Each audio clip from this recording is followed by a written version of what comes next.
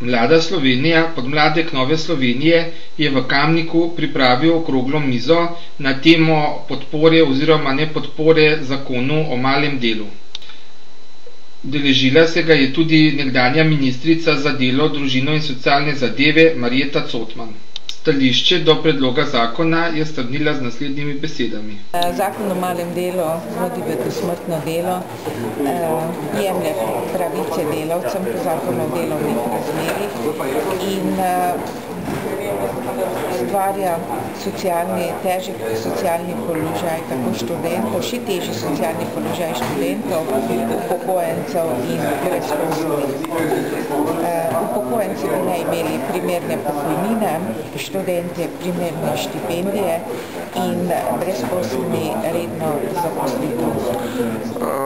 Na predstavitvi ste posebej izpostavili tudi veliko poslabšanje položaja žensk, zlasti mladih. Ženske bodo absolutno na slabšem.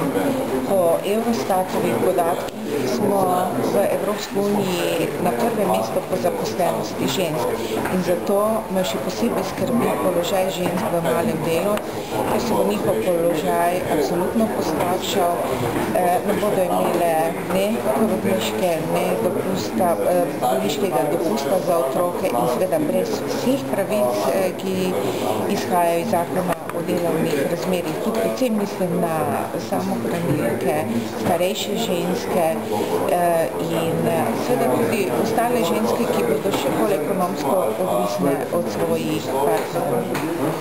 Predsednik Gibanja za dostojno delo in socialno družbo pa je povedal. Naše stališče je, da je zakon slab, da v bistvu s tem uvaja država študentsko delo za brezposelne ter upokojence, ter da bi seveda lahko našli veliko boljše rešitve in tudi seveda rešitve, ki bi jih lahko uskladili z socialnimi partnerji, ki so zavzeti v tem zakonu.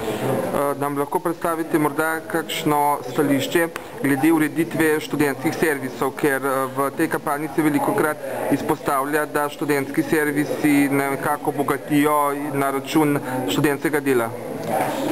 Argument proti študentskim servisom je argument ministrstva, ki v bistvu debato preusmerja na drugo področje in ne o učinkih malega dela. Sami nimamo nikakršnega problema, če se obseg študentskega dela ali kakršnega koli dela spelje preko Zavoda za zaposlovanje in to niso več profitne zadeve.